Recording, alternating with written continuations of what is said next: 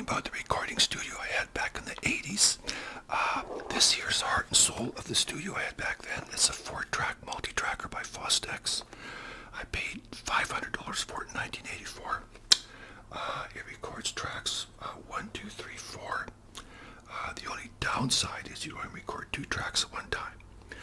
So that made it a bit more affordable than like a lot of the other recorders of that time, like Tascam and that sort of thing. But anyways, it's an excellent recorder. I'd be talking more about that. But first of all, I want to talk about my studio itself.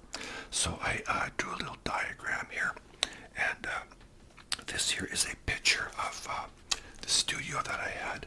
It was in my basement. And what you see there is in the left corner, you see the basement.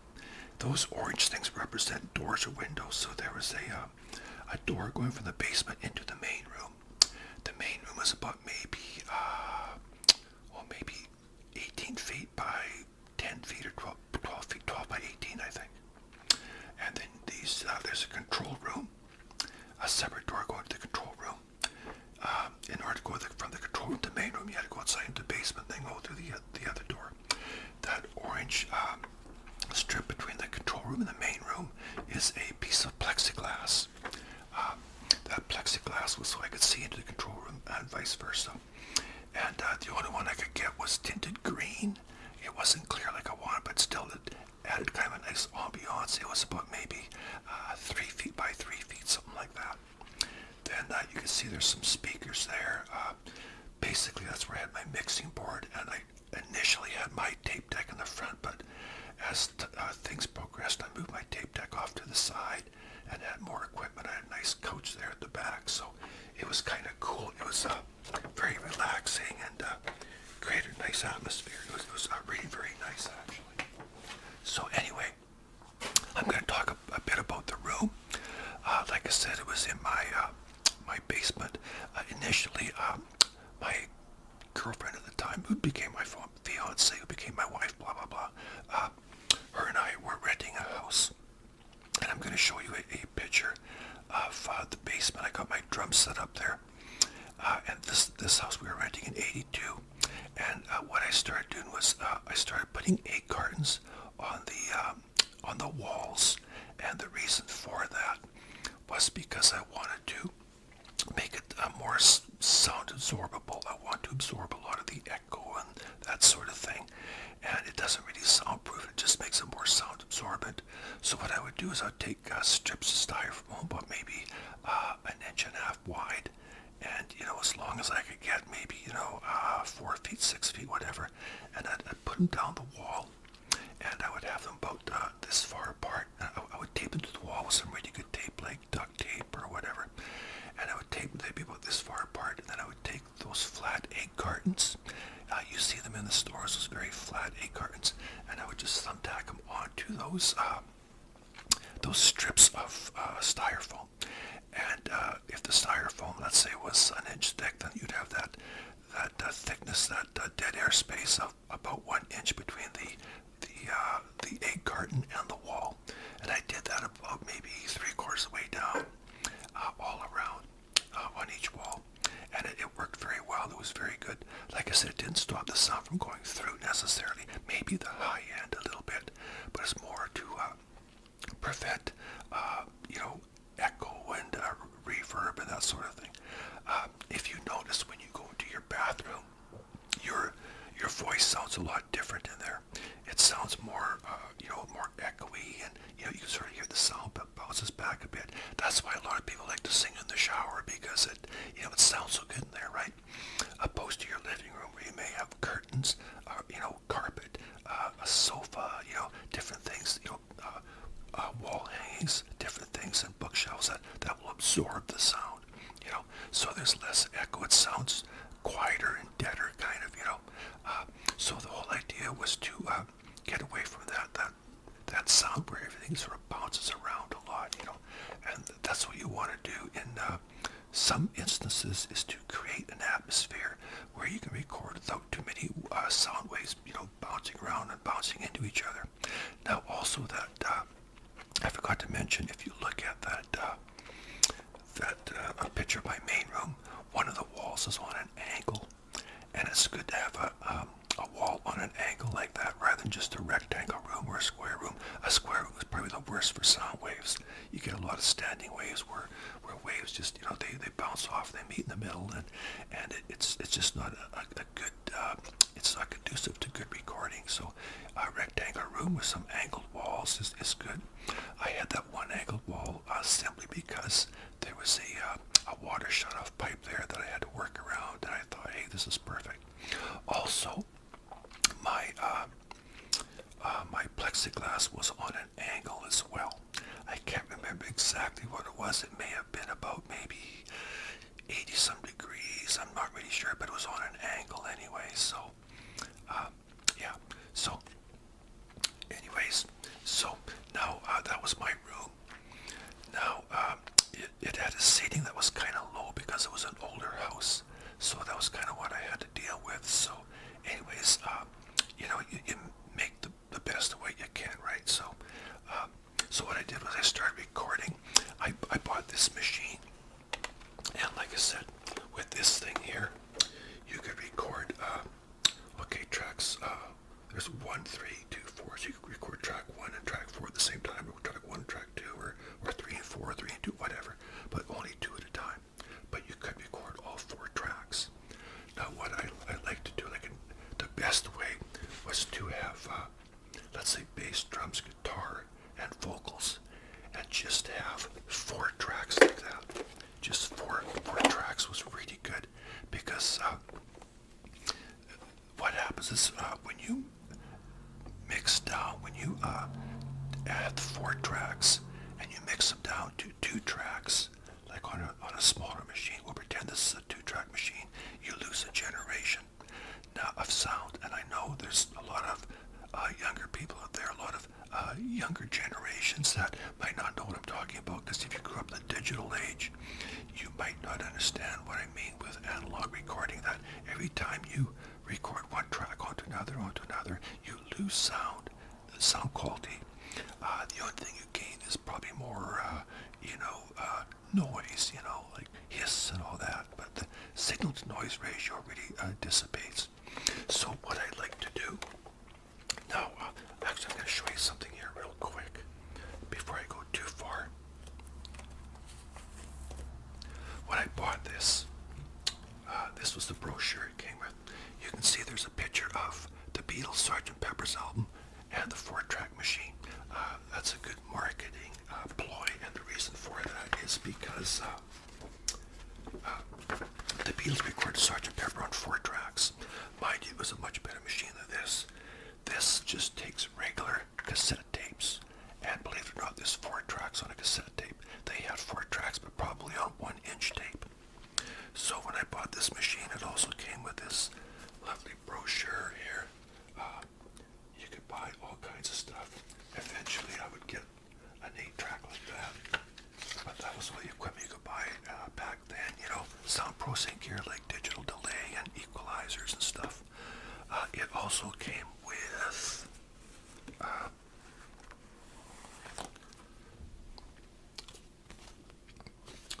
the instruction book, French and English. So it gave you all kinds of tips for recording, different hints and stuff like that. It was very good. Now, so with this thing here, like I said, it records on 1 track, or pardon me, on 1 cassette. And what people may not realize, if you don't know a lot about analog recording, is when you have a cassette, and you just buy that, have like a music cassette, and you put it into your tape deck. We'll pretend this is stereo. This is an old model thing that Linda lent me. She bought this in the 70s, okay? And I don't have a cassette deck anymore. There was a time when I had more than 1 cassette deck. I had it with my amp and my big speakers, my turntable, and my reel-to-reels and all that, but not anymore. So I don't even own a cassette deck, except for this. Now, a cassette deck has 4 tracks. You put into your player and you play it one way. Then you turn around, you flip it over, and play the other side. So there's actually 2 tracks going one way, stereo left and right. You turn it over, and there's 2 tracks going the other way. This machine plays 4 tracks, but all in one direction. So if you record 4 tracks and turn it over, you'd be listening to everything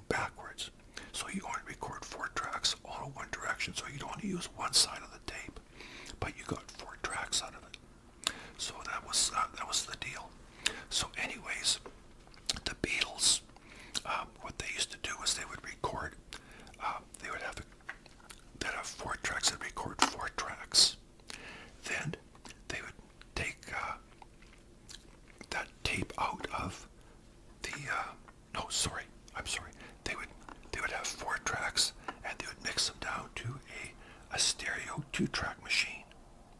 Then they would take this out and set it aside, and they would take this tape. It wouldn't be a cassette, it'd be reel-to-reel, but they would take this tape and put it in here, and that's what I did.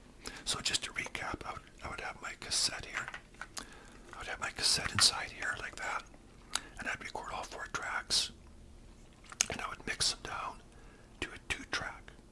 Then I would set this aside, and I would take this 2-track, put it in here, and those 4 tracks would be mixed down to 2. That would still give me 2 more tracks. So I could actually have 6 tracks, and then I could mix those all down. And the thing with this here is you could pan from left to right, move the guitar from left to right, whatever you want to do.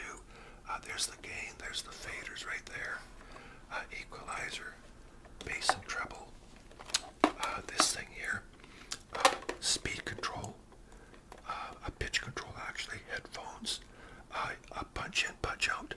You could have a pedal to punch in, punch out. You had 4 lines controlled by these controls here, so each line was from each track, and then you had the line out stereo, line in, so you could have a drum machine going in, an equalizer going in, or whatever, right? And for instance, what I would do sometimes if you had a line out, like for instance you would have these type of chords, these jacks, right, these RCA jacks, have it come out, have it intercepted by a guitar pedal, for instance, and then from there into another tape recorder. And that way you could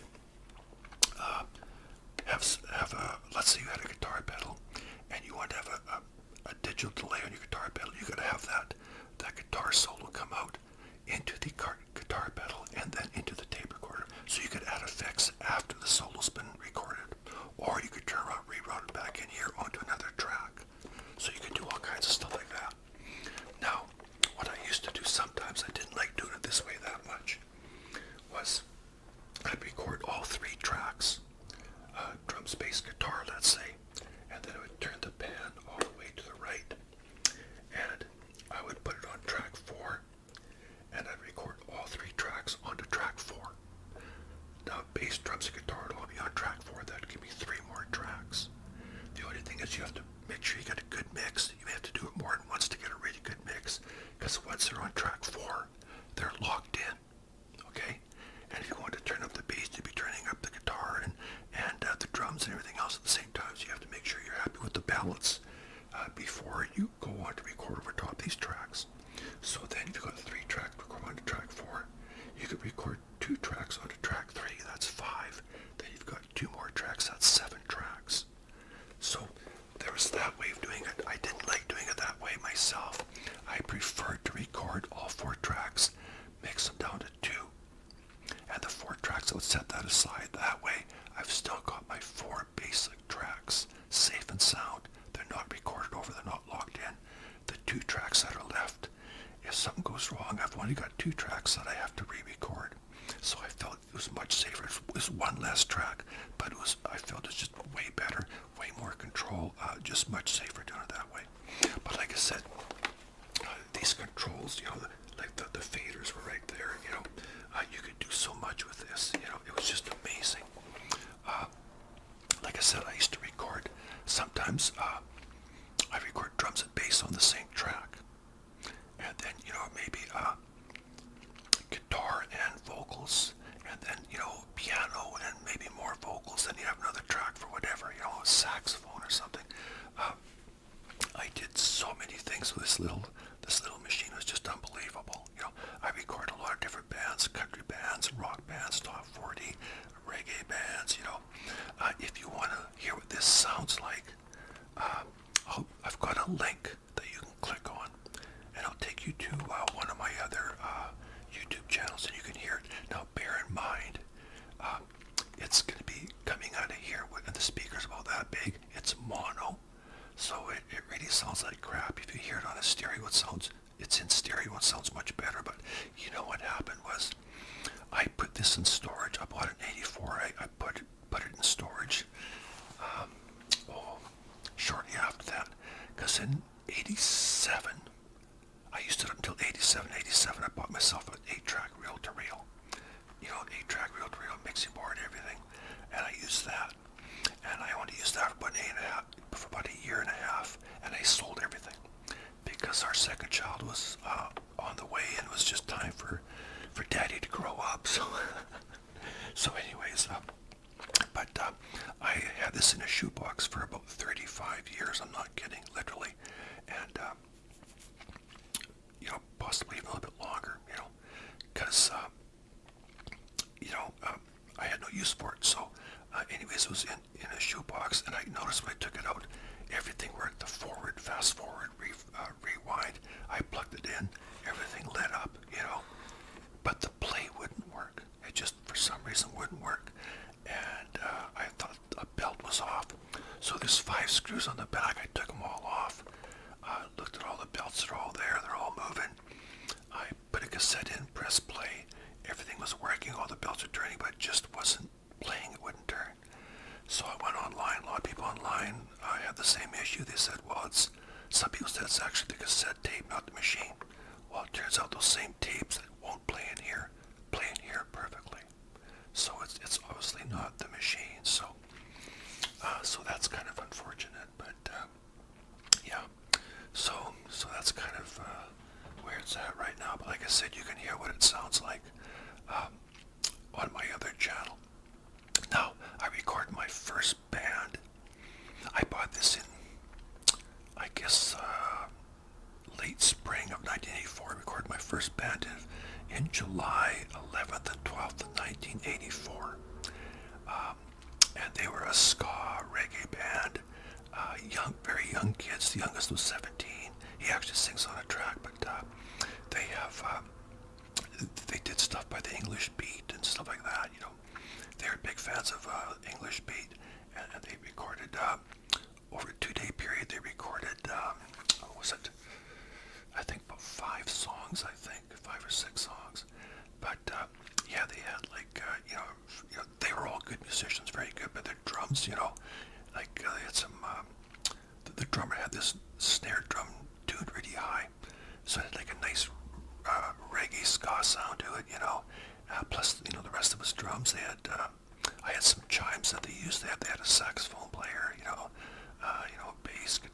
They always did at least a couple of guitar tracks, and I think, if I remember correctly, I may have recorded bass and drums on one track, and then more guitar, vocals, and then with saxophone, and then tambourine, chimes. I think, or I may have done drums, bass, guitar, and vocals, and then sax and whatever. I can't remember, but yeah, it's possible I did it that way because I preferred not to do 2 instruments on one track if I could help it. Because, like I said, if the bass is too loud and you want to turn it down, then you turn down the drums as well. If you recorded 2 things on one track, so I think I probably recorded drums, bass, guitar, and then maybe vocals. It was good to have a vocal track just to go along as a reference. You could always erase it and do it over again. But like I said, this machine was so cool. It was great. I recorded a punk band one time, and they were great. They were just this real thrash punk band, and the lyrics were always really good. I remember the lyricist, he comes in, he's got this lipstick on, jet black hair all combed down, and there's everything was black. They arrived with all their gear in the back of a pickup truck. No guitar cases, nothing, right? I loved it, man.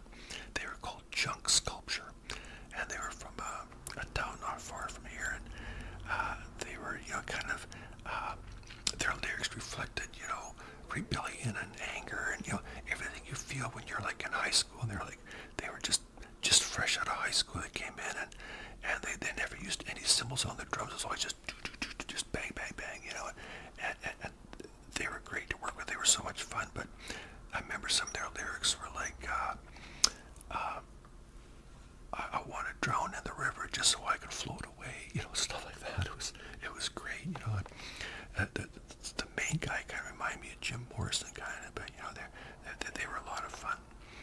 And anyways, they had a song, and they thought it'd be cool if they could have a train whistle in there. So this machine here, it comes with a battery pack. I forgot to mention that. And you just put the battery pack on there, screws in there. I think it was about 8 or 10 C cells. Might have been about 10 C cells, I think. comes with the power pack that I always used. You know, you just plug that in. I always use that. But anyways, they wanted a train whistle. So at that time, this is my best mic at that time. It was my only mic. I was surprised I still had it. I'm not sure if it's an old, I'm not really sure what kind it is. Electro Voice, maybe. I'm not sure. If you know what kind of mic that is, let me know, okay? I'm not quite sure what it is, but I took this with me on the battery pack on it. I checked the train schedule. I got there early, and my ex and I, we sat outside, and this was kind of in the fall, early fall. It was a crisp morning. I could hear the train coming. So I rolled down the window and held the mic out. And of course, I was right in between crossings, so it would blow its whistle at every crossing, and it just blew its whistle. It sounded great, you know. And what I would do is whenever I did stuff like that, I always make a tape of those effects and keep them. But I added it to their song, and I panned it a bit back and forth, and they loved it. Thought it sounded great, you know. So that was kind of an effect I did. Another effect I did for another band. They had a song that they were kind of similar to this other band I was talking about, very loud thrash, kind of like a heavy metal thing, you know. And they were very young, and the guitar player was exceptionally good. He's like, wow, he's doing this Eddie Van Halen stuff. And so anyways, they came over and recorded that. They had this one song where it ended like that, right? And they wanted something at the end. They couldn't figure out what it was. We tried some reverb and echo and so anyways, they went home, and they're going to come back the next day and do some more recording.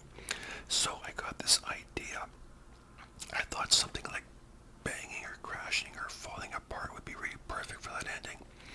So I set a microphone beside a garbage can, and I had this old jar, and I dropped it in there. It didn't break. It just made a big bang. It was just an awful noise.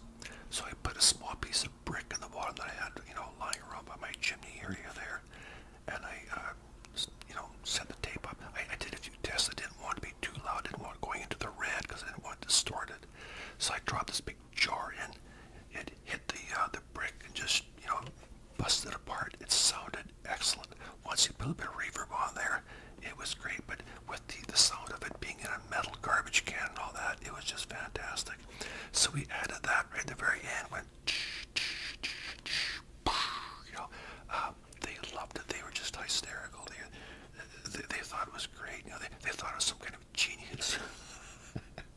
But anyways, and I had that to my effects too. I didn't have a lot of electronic effects, so I would take things like a paper towel roll, put it over the microphone like that, and get a different sound. I did that with a snare drum a few times. Sounded really good, It didn't always work, but sometimes it did. So, different things like that, But, so what I did, initially when I first had this, I didn't have any kind of a mixing board. So I went to Radio Shack, and I bought this cheap mixing board, and I mean, it's cheap, it runs on batteries.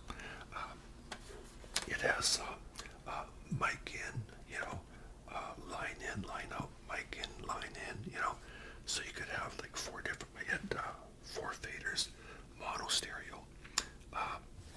So you have 4 mics going in, run them all onto one track. So you could put, mic up a drum kit, have 4 mics, put them all into one track, So it came in handy for that.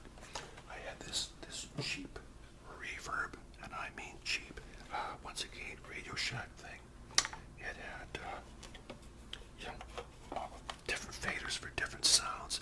We would use this sometimes just to get some weird sounds out of it sometimes, but I stopped using these probably within a couple months after I got them, because I knew I need to get something better as far as a mixing board.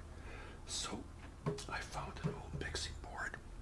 I found a mixing board in this magazine. It's kind of like the Craigslist of its time, like the marketplace, whatever. It was a magazine that used to come out called Buy, Sell, and Trade. And I found this old 6-channel mixing board. It was kind of like a wedge shape, It sat here with the controls kind of up, like the back was higher than the front, But it was probably built in the late 50s, early 60s for sure. But it was kind of like not sure, like almost like a purpley color, like I don't know what that would be, sort of like I don't know, a mauve or maroon, or I don't know, but almost like a kind of a weird color. And it didn't have faders, it had knobs. But, you know, it had the right jacks to plug a microphone into and all that. It had an amazing built-in spring reverb, which worked really good.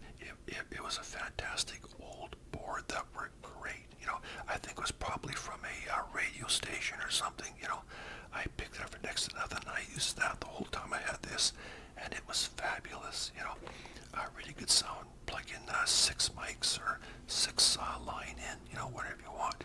Put them all into one track. You know, 6 more into one. You know, whatever you want to do, right? I had all kinds of tricks that I used. One thing we tried this one time, just, you know, a lot of times the guitar player or the bass player, instead of playing into an amp, instead of playing a mic in front of the amp, they would go directly in to the tape deck or into the mixing board or whatever. I just do a line in, they do go directly in.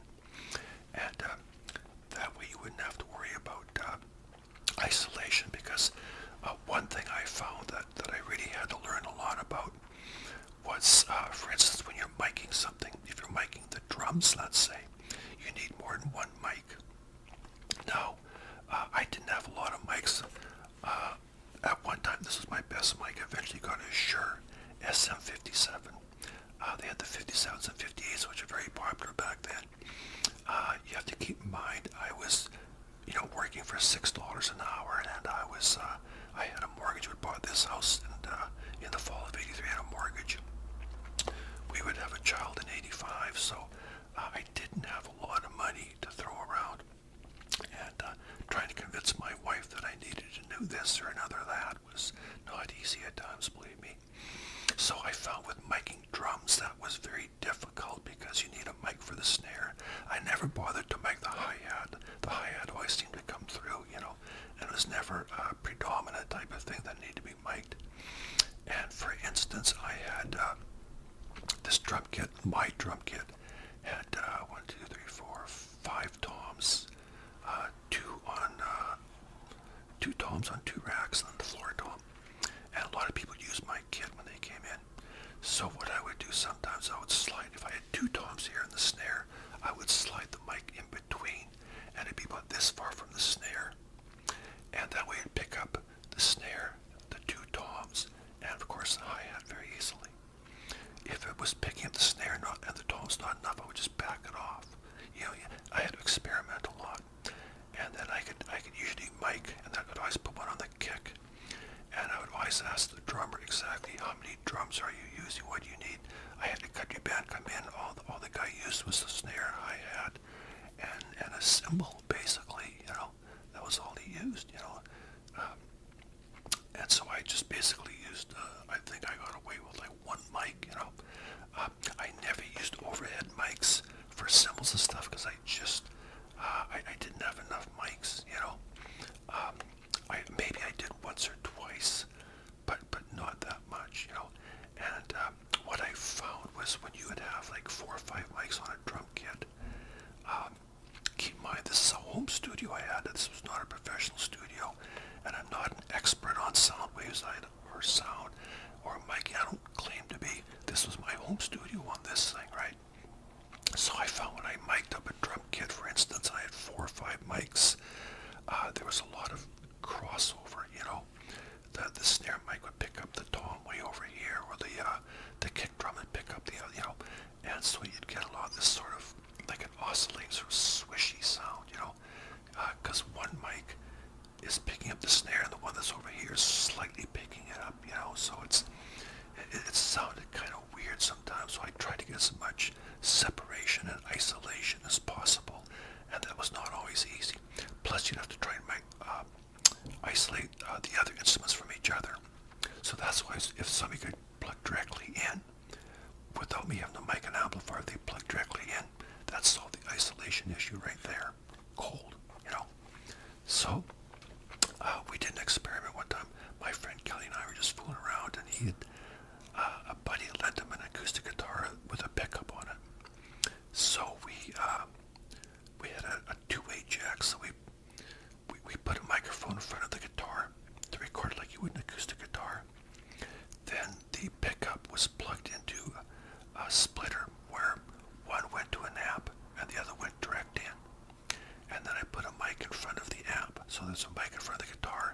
in front of the amp, and because the one going to the amp was split, the other one went directly in, so we were recording 3 different ways. And I gotta be honest, it was just an experiment that really didn't do anything. We found the best way to record that guitar was just to put a mic in front of it, so it was interesting, with the pickup on there, it changed the sound totally, and going through the amp was really no different than, going direct in, really, depending on what you did with the amp, I guess. But also, the best way was just to put my Shure SM57 in front of it, maybe 8 or 10 inches away, and it sounded great, really good. It gave it a nice, rich, full sound, my friend Brad, who passed away, he had this little tiny amp he bought at I guess at a used store somewhere. He had his eye on it for a while. I think he paid about $35 for this thing. He loved tube amps. He was a big fan of tube amps, and this was an old tube amp from years ago. I mean, it was old back then. I'm talking about the 80s. It was old back then. Before we, probably from the 60s. Little tiny thing with an 8-inch speaker. That thing was so good for recording. You put a mic in front of it, add a few effects, like, plug in a few pedals, whatever. That thing sounded fantastic.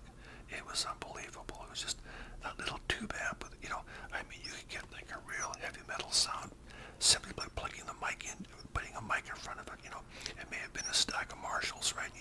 Nobody would ever know. It just sounded so good. But yeah, I used to use a lot of different tricks and stuff like that too. One time we needed an echo. We didn't have a digital delay. We had no way of doing an echo at all. So we had this vocal track, and so I took that vocal track and I recorded onto another machine. And then, so let's say I had the vocal track on track 1. I recorded that same one. I bounced it down to another machine. Then I took that same track and I bounced it back to track 2. But I recorded it so it was just slightly behind. So, and it took a while. Maybe it took me about 20 minutes, half hour to get just where I wanted it. So I'll go, hey, hello, like that. So it was just slightly behind. I didn't want too much of a delay, but I didn't want too soon. And I turned it down a bit, added a bit of reverb. And by then it was already like 3rd generation, right? Because it's been bounced down, so it'd be recorded once, bounced down, and so, but it was good for that because it wasn't supposed to be the predominant vocal. It was just supposed to be like, the delay, the echo, and it worked out really good, It was just one, like, hello, hey, like, it was great, turned out really well. And we did that for the vocal track, just whenever we needed it, It was really good. One time a friend of mine came over. I had mentioned him in one of my videos. I did a video about a guy named Ray a few months ago, who's one of my neighbors.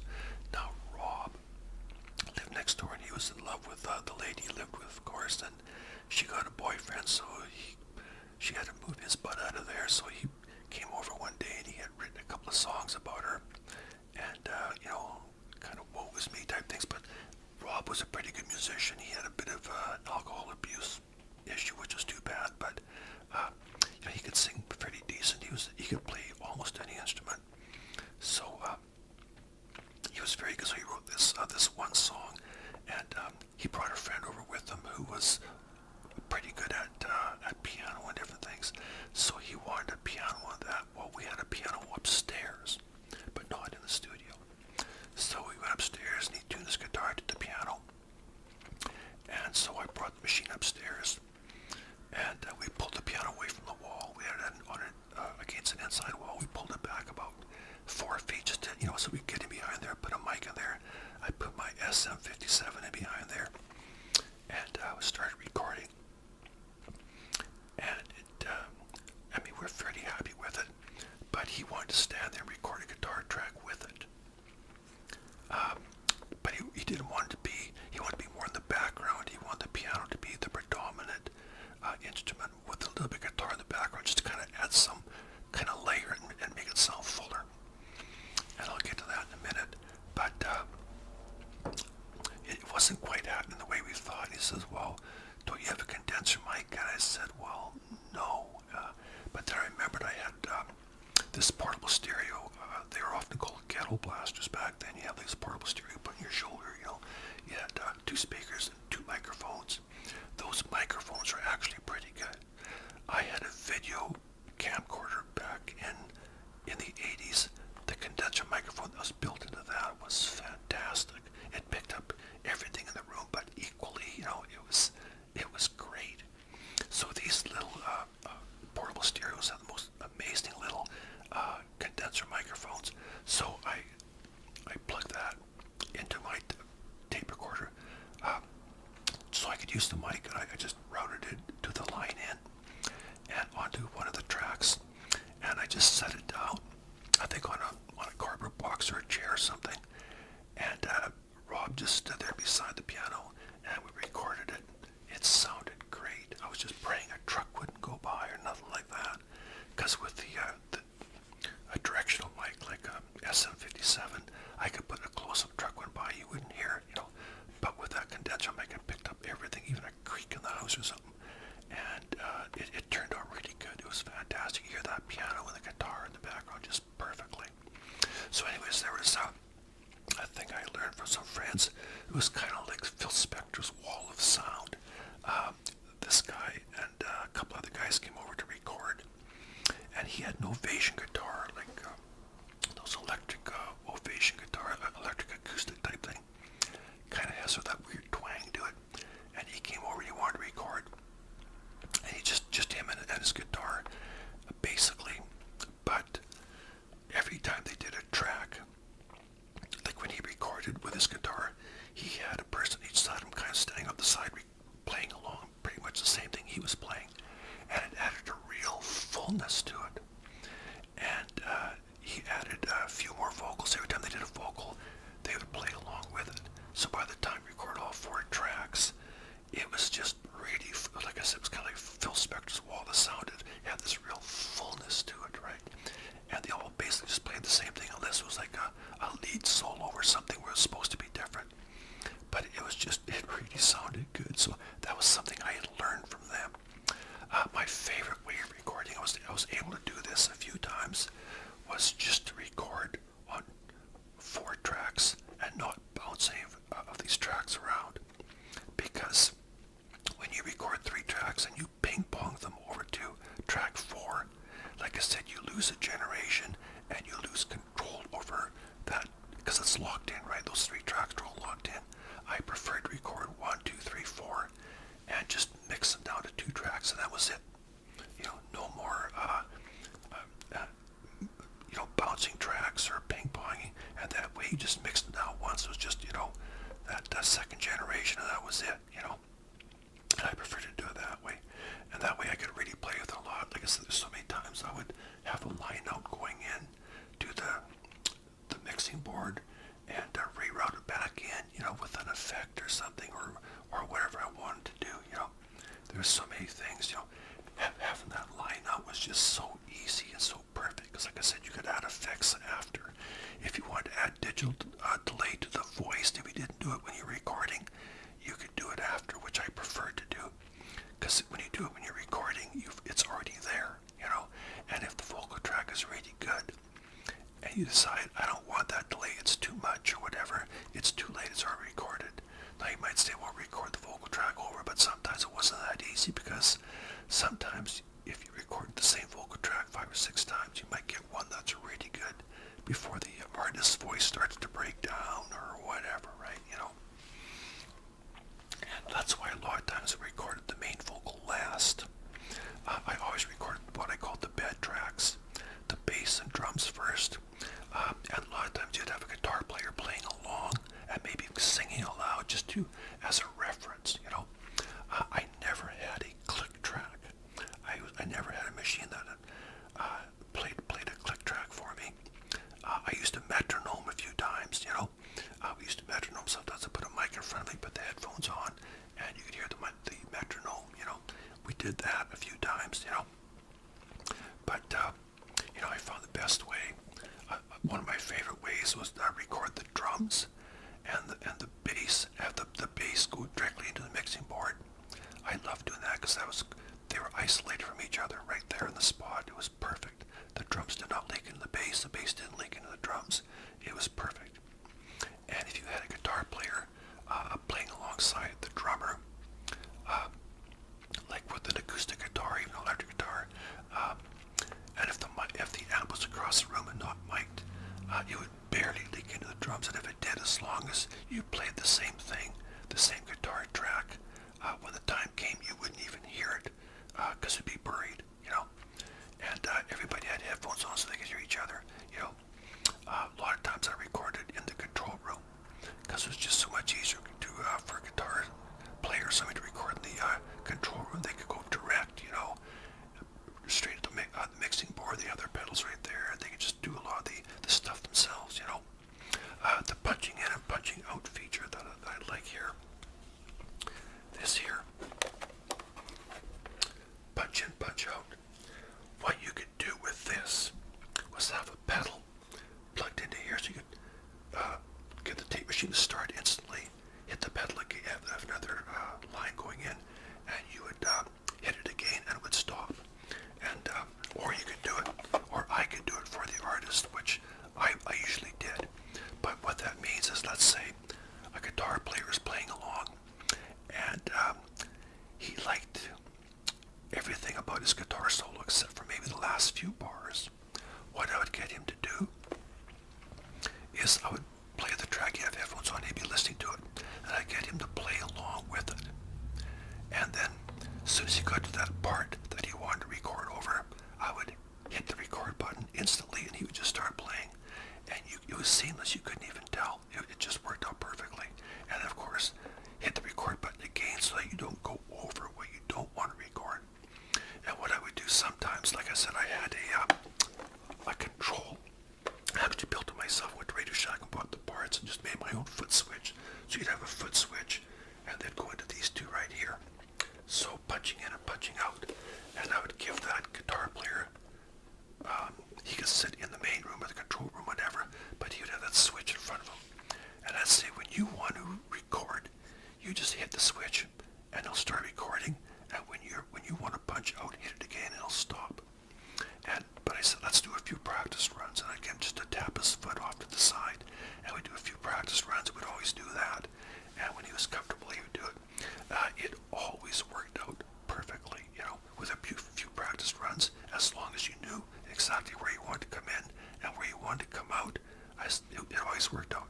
And I always stressed, you know, make sure you don't forget to punch out, because otherwise the tape will just keep on rolling over what you've recorded already. So that's the beauty of having individual tracks for each instrument, is you can do all that. I could not have done that if you had two instruments recorded on one track. It would not have worked. So anyways, yeah, I just want to make sure I've got some talking points here. I just want to make sure I've discussed everything I wanted to discuss here. Oh yeah, vocal booth. I didn't have a vocal booth, but I visited a few home studios. I visited a studio. This guy was he was a contractor. He built houses and all that, so he always had all kinds of scrap stuff everywhere. He had access to all kinds of materials. But he also played in a country band. Him and his wife both played in a country band, usually Thursday night, Friday nights, Saturday nights at this bar they used to play at. So he built a small studio in his basement. And he also had a vocal booth. It was a little bit bigger than your shower, I guess, maybe. And it was all tiled on the inside. So when you walked in there, it had some reverb to it. Yeah, it was probably maybe 1.5 times the size of your average shower. But they also had these big, thick moving blankets that you could hang up that you got from a moving company. And they had these grommets in there so you could just hang them up. So if you wanted to deaden that room, you could deaden it. Or if you wanted to make it live, you could make it live. You know, you could do stuff like that. It was pretty cool. But he passed away a few years ago. He was this is back in the 80s, and he was probably in his 50s then. So you know, but yeah. So I visited a lot of the studios back then. You know, I got some really good ideas from different people. You know, visiting this one guy. He had probably the best studio in town. He started off with an 8-track. He had an 8-track Tascam half-inch, and he moved on to a 16-track FOSTEX half-inch. So the signal-noise ratio wouldn't be quite as good as, 8 tracks on a half-inch opposed to 16, but still he had 16 tracks, and he had built, I'd visited his 8-track studio, and he had a drum booth with a sliding door on it, main room, control room, and it was all carpeted and everything. The drum booth was probably the size of a bathroom, your average bathroom.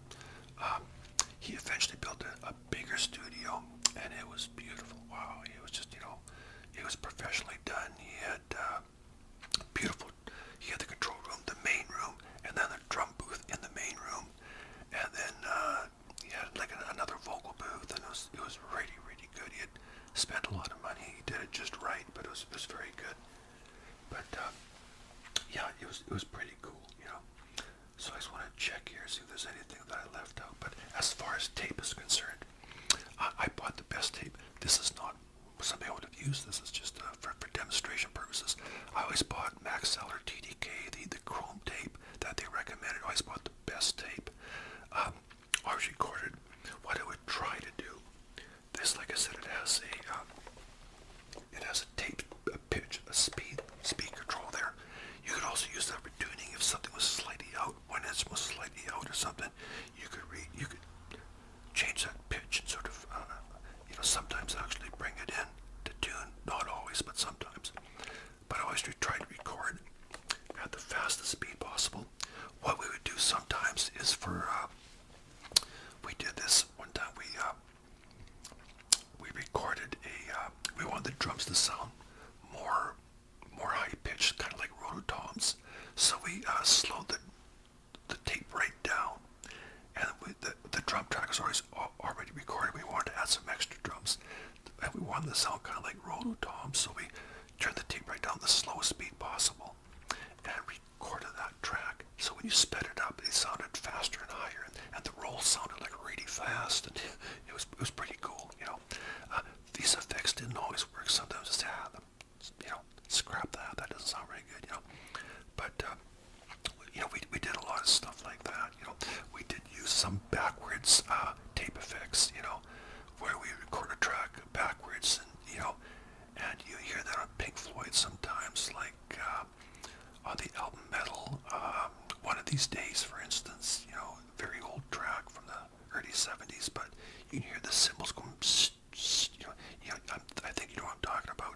We did stuff like that, and that's pretty cool. That takes a lot of time and a lot of, experimenting and trial and error, and a lot of times you just end up scrapping the whole thing, Another thing I did was I always made sure I kept my heads in here clean, rubbing alcohol, Q-tip, keep them nice and clean, keep them sharp and crisp, that always helped a lot. Okay, and something else I learned was to, I didn't know this until I was working with a country band, and they were talking about mixing in mono, and I thought, I'm going to give that a try, because a lot of times when I would mix something, I would have the guitar over to the left, I would have the guitar turned over to the left, have the drums kind of in the middle, have the maybe the bass in the middle, have the piano to the right, guitar to the left, piano to the right, everything else in the middle, and vocals usually in the middle, that sort of thing, or off to the left slightly, or background vocals, lead vocals 10 o'clock, background vocals 2 o'clock, whatever, or 10 and 2, whatever, So anyway, I would do that, and so what I noticed is when I mixed it that way, it might sound good in my headphones, but when I put it on the speakers, a lot of times if something was panned really far to the right, you didn't hear it that much. In the headphones it sounded good, but maybe not so much in the speakers.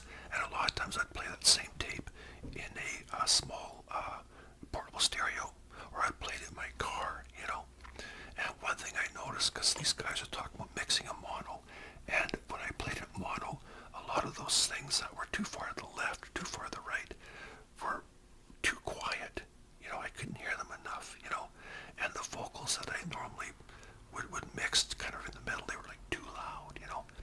I started mixing my final mix in mono, because if something was too loud in mono, it was obviously too loud, you know. So I started doing it that way, and I learned a lot about mixing just by mixing in mono. I mean, initially I started off mixing, and I would keep going back and forth, you know, just cross-checking. And of course, my final result be as much stereo as I could get, but to actually mix it, to listen to it, is what I'm saying. To monitor, I guess, to monitor, I would mix it in using a mono select, you know. That way I could monitor it in mono, and to me it was more truer, you know. Because like I said, some things would come out really loud, some things would be too quiet, but in stereo it seemed to sound pretty good, you know. So anyways, I'm going to check some of my talking points here, make sure I didn't leave anything out. Okay, I think I pretty much covered everything here, you know. Wow, I've done it all here. You know, counting in, you know what, my grade 12 yearbook, they wrote a little something about me, and they said that, and I don't have a grade 12 yearbook. I don't know what happened to it. When, you know, it breaks my heart they don't have it, and I was trying to think of something I could borrow one off. But what it said, because I wanted to show it to you, what it said was that they wanted to say something nice about me, of course, so they had a little play on words with my name, Mark. They said Mark was a remarkable guy this year, you know. His dream was to become a recording engineer, and that was my dream in grade 12, was I wanted to become a recording engineer. So I was able to realize that dream on a small scale with my home studio. You know, I recorded a lot of bands in the few years that I had this, you know. I had a lot of fun. You know, I recorded some top 40 bands, they had synthesizers, and they were very good, you know. I recorded some single artists. I recorded somebody who did a radio commercial and that sort of thing, you know. It was so much fun. I just had a blast doing it. I think I pretty much covered everything here, you know. I don't see anything that I haven't done. Yeah, I think I got it all, really. But, you know, like my room in my recording studio was pretty much a dead room, you know. A live room would be where you have less sound absorbent materials, you know. But most of where the drum area was sound absorbent. The one wall where my control room was reflective. But I had blankets I could hang up or take them down, you know, to sort of increase or decrease the deadening of the room or the liveliness or whatever, you know.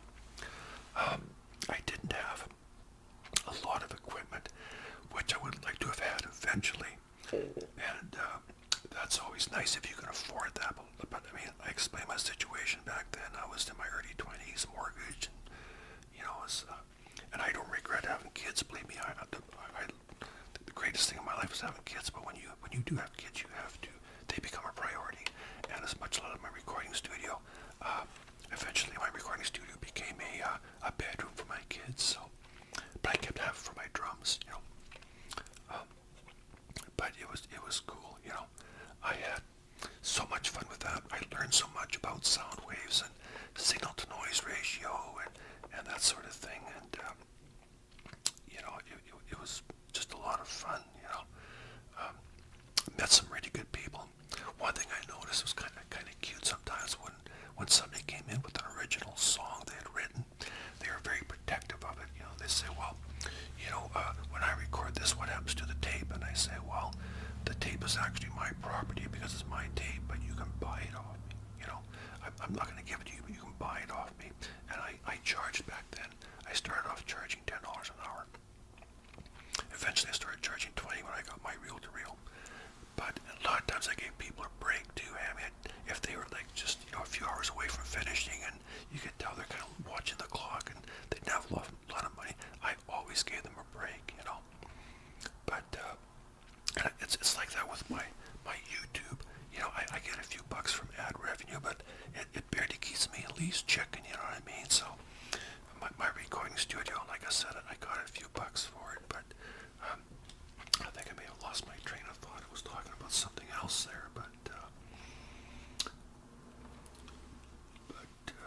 yeah, like I said, I didn't have a lot of money. So when people came in, like I said, I would just give them a break sometimes, because I loved recording, It wasn't about the money, but I did have to charge something, right, And, the tape, that's what I was talking about, was, so when they wanted to buy if they want the tape, I would say, well, I can sell you the tape, but I can't give it to you. And they'd become very concerned and very protective, because they all felt when they had an original song that it was going to be a big, big hit, right? They'd say, well, this song could go to #1, and, I want to make sure that, this doesn't get stolen from me, because this is going to be a big hit, I don't want someone to steal my stuff. And I said, well, first of all, it's up to you to copyright. And I said, copyright is not that difficult, I said there's one way of copywriting. A lot of artists used to copyright by sending themselves something by double registered mail and having somebody witness it and that sort of thing, but you should have it copyrighted by a publishing company or whatever, but at least get it copyrighted. As far as the tape, I don't give the tapes to anybody else. Nobody else listens to them. And if you're concerned about the original tape, by all means, I'll sell it to you. It's just the price of the cassette, really. But, and of course, it paid me for my recording time. I would also always charge for copies. Everybody wanted copies, so I have to make copies, but that sort of thing. But, like I said, I gave a lot of freebies to pretty much everybody. Got a deal out of me because, like I said, I loved recording, Some people were painful to record. Oh, it was just awful. It'd be like, it's almost midnight. I got to work the next day, and I'm sitting there yawning, and they're just, it was just, man, some of the stuff you just put you to sleep, and they really had no idea what they're doing, and I actually kind of felt sorry for them. So I'd say, well, why don't we just, let's do this tomorrow. I'm off work at, you can come back tomorrow after dinner, and that sort of thing. And I record, some people, a lot of people recorded were in high school. High school kids are already very good, I recorded these two guys. They would write a song for breakfast, these guys, and they had this little synthesizer. It had like a little built-in drum thing, and that was all they used. This, kind of like Devo or something, but that was all they'd use, was that little synthesizer with the drum machine. It was just them singing, and it was kind of funny, but, easy to record. Synthesizer on one track, the vocals on the other. Easy peasy, right? But I saw a lot of them. They were funny, and they made their own album covers on their cassettes. The one guy was quite the artist. He was very good. The one guy, his father passed away, and I remember I felt so bad for him. And then he himself passed away a few years later. I had heard from substance abuse, which was really tragic because he was so young. Very sad end to that story. But I met some really good people. I think one of the biggest travesties was this one guy, for instance. He was a country artist, and he played locally a bit.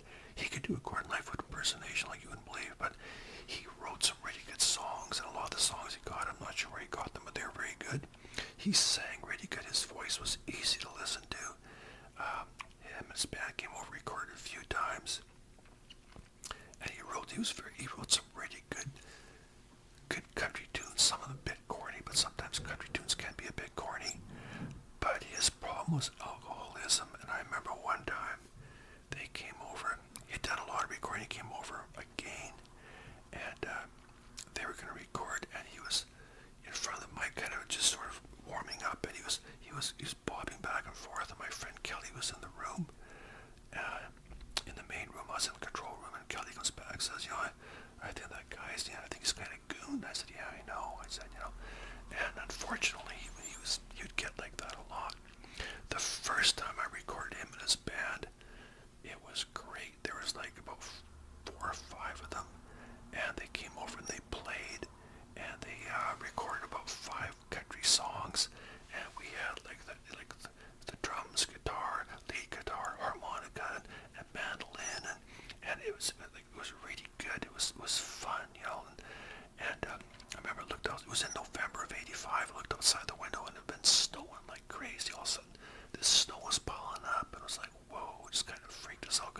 when you're down in the basement, you're like, there's no windows, there's no nothing, man. You may as well be on another planet, right? So we were just having so much fun down there. And yeah, that was the best session ever. It was warm and cozy. I'll never forget that. You know, snowing outside, but warm and cozy in the studio. We had a lot of fun. And I remember they brought this guy along, and he just sat there on the couch in the control room like pretty much all day. And I kept kind of turning around and talking to him every once in a while, but yeah, he didn't seem to really.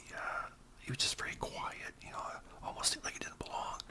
So they were pretty much finished all the bed tracks, and they wanted they're ready for some electric guitar solos and tracks or whatever.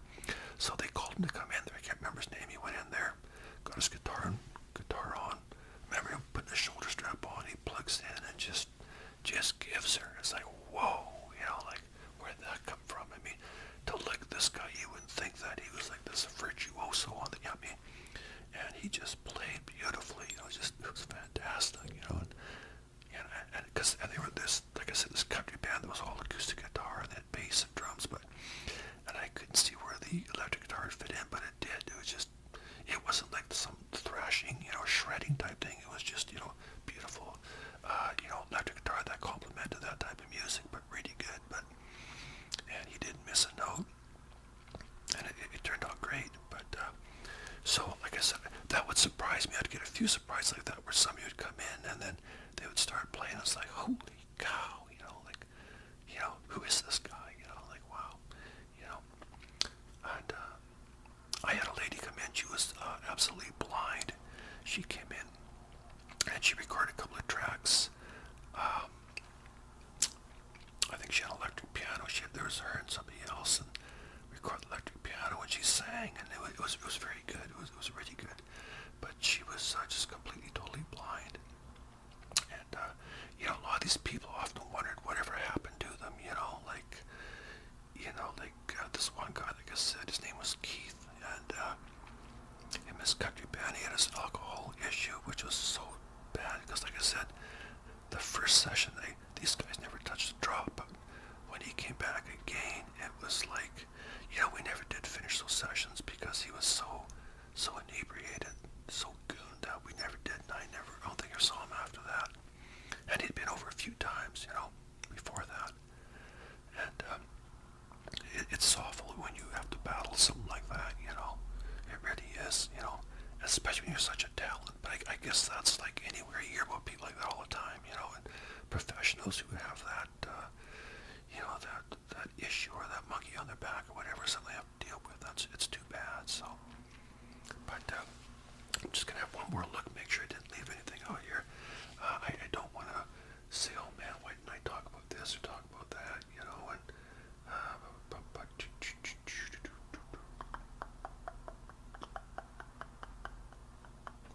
okay, absorbent, all that there, yeah, mix and mono, green, plexiglass, background tape, punch in. Okay, yes, I think I got it all except for, I would love to have had a Neumann U87 microphone, condenser microphone, but I didn't. I had a friend come over. He brought over, I always told people when you come over to record, if you got mics, bring them. One guy came over, he had a couple of Sennheisers, beautiful, about the color of this, beautiful black Sennheisers. He left them with me all summer while he went working somewhere. And I always hoped he'd forget about them. But he didn't. He came back and got them after about 2 or 3 months, but they were beautiful on kick drums and whatever. Beautiful drums, but they were really nice. Counting in, when I have somebody count in, I would have them count in 1, 2, and then start playing, you know, because you needed that gap of silence before you hit the record button, you know. And it was nice listening to raw tracks. I have a few tracks here. I kept a lot of stuff. I got a box full of tapes. I'm surprised I still play. But you can hear a lot of the raw tracks where you can hear me say, okay, tape is rolling, then you hear somebody cough, and they say, oh, they'll crack a joke, and they'll start playing, or go, okay, take 2, and, you know, and it just brings it all back, you know. And I remember that day, it was like 40 years ago, but I remember like it was yesterday, you know. It was just so cool, you know.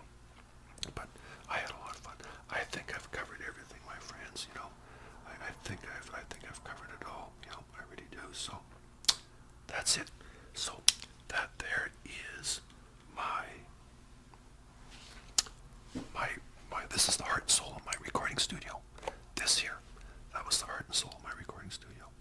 Hard to believe people came over. They'd say, okay, where's your machine? I said, well, there it is. They're looking for a big reel-to-reel, right? And they go, like, what? Seriously? And I say, yeah, you know. I mean, the first time I saw something like this was a Tascam. Very recently, I did a video about going back to visit my friend Richard in Saskatoon back in 1980. I took the train, and he had a 4-track Tascam. And that was the first time I'd seen something like that. And I know a friend who had a Tascam. He could record all 4 tracks at the same time, but it was a bit more pricey. And I think the reason this one was a little bit more inexpensive was you could record 4 tracks, but only 2 at the same time. Either, you know, these two or whatever. It didn't matter with the combination, but just 2 at one time. Okay, that's it. That's my recording studio from 1984. It was a blast. It was so much fun. And it was unbelievable. Got a question for you. Comments. When you comment and I respond to your comment, do you see that response?